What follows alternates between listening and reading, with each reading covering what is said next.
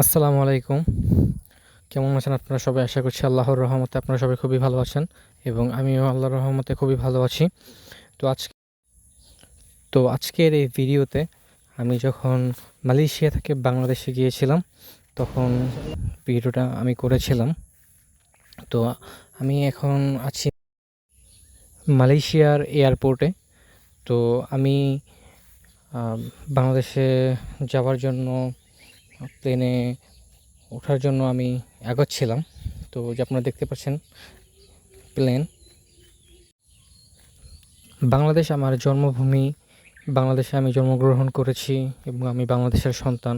তো মালয়েশিয়া থেকে অনেকদিন পরে দেশে আমি যাওয়ার জন্য নিয়ত করেছিলাম। তো আমি বিমানে ওঠার জন্য রওনা দিয়েছিলাম। আপনার ভিডিও দেখতে পাচ্ছেন যে এই ভিডিওটা আমি যখন করেছিলাম তখন আমি সিটে বসেছিলাম। তো আপনারা দেখেন, এটা ছিল বিমান বাংলাদেশ এবং এই বিমানে করেই আমি মালয়েশিয়া থেকে বাংলাদেশে গিয়েছিলাম। তো এগুলো হচ্ছে বিমানের ভিতরে আমি এগুলো পেয়েছিলাম এবং এই জুসটা আমাকে বিমান বাংলাদেশ থেকে দেওয়া হয়েছিল। তো আমি জুসটা খেয়েছিলাম। তো আমাদের এই ভিডিওটা আমি যখন করেছিলাম তখন আমাদের বিমানটি আকাশে উঠতেছিল।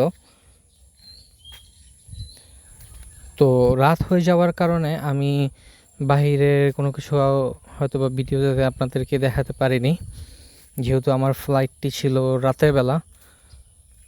তো বিমান উপরে ওঠার পরে, বিমান ছাড়ার পরে আমাদেরকে বিমান বাংলাদেশ থেকে এই খাবারটি দেওয়া হয়েছিল এবং আলহামদুলিল্লাহ, আল্লাহর খাবার, আল্লাহর দেয়া এক অশেষ নিয়ামত। তো আল্লাহর কাছে শুকরিয়া, আল্লাহ খাবারের ব্যবস্থা করে দিয়েছিলেন, রিজিকের মালিক আল্লাহ তাআলা।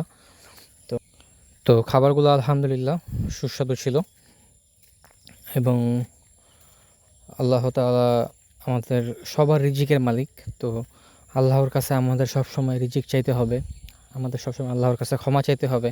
আল্লাহ তাআলা যাতে আমাদের সবসময় ক্ষমা করে দেন। খাবার আল্লাহর দেয়া এক অশেষ নিয়ামত। তো আল্লাহ তাআলা আমাদের সবার রিজিকের ব্যবস্থা আল্লাহ তাআলা করে দেন। তো আমাদের সবাইকে সবসময় আল্লাহর কাছে সব কিছু চাইতে হবে। নিজের সবসময় খুশি থাকলেও আল্লাহকে শুকরিয়া জানাতে হবে এবং মনে যদি দুঃখ থাকে তাহলেও আল্লাহর কাছে শুকরিয়া করতে হবে এবং সবসময় আল্লাহর কাছে কষ্ট থেকে মুক্তি পাওয়ার জন্য আল্লাহর কাছে চাইতে হবে। কারণ আমি একটা জিনিস মনে করি যে আল্লাহর কাছে চাইলে আল্লাহ তাকে দিবেই। হয়তো যদি দুনিয়া না দেয়, আখিরাতে হয়তো আল্লাহ দিবে। এটা তো আমাদের সবসময় আল্লাহর কাছে চাইতে হবে। তো আমরা আল্লাহর কাছে যদি কিছু চাই এবং আল্লাহ যদি আমাদেরকে সেটা দুনিয়াতে না দেয়, তো আমাদেরকে চিন্তা করতে হবে যে আল্লাহ যেহেতু আমাদেরকে দেয়নি, সেহেতু সেটি আমার জীবনের জন্য ভালো। কারণ কারণ আল্লাহর কাছে দোয়া চাইলে সেটা কখনো বৃথা যাবে না। আমরা যদি দুনিয়াবি কিছু আল্লাহর কাছে চাই, সেটা যদি আল্লাহ তাআলা আমাদেরকে না দেয়, সেটা যদি আল্লাহ আমাদেরকে দুনিয়াতে না দেয়, হয়তো আখিরাতে আল্লাহ তাআলা দিবে, কিন্তু আল্লাহ আমাদেরকে কখনো খালি হাতে ফিরে দেবে না। আল্লাহ মহান, আল্লাহ সর্বশক্তিমান, আল্লাহ সবচেয়ে পবিত্র।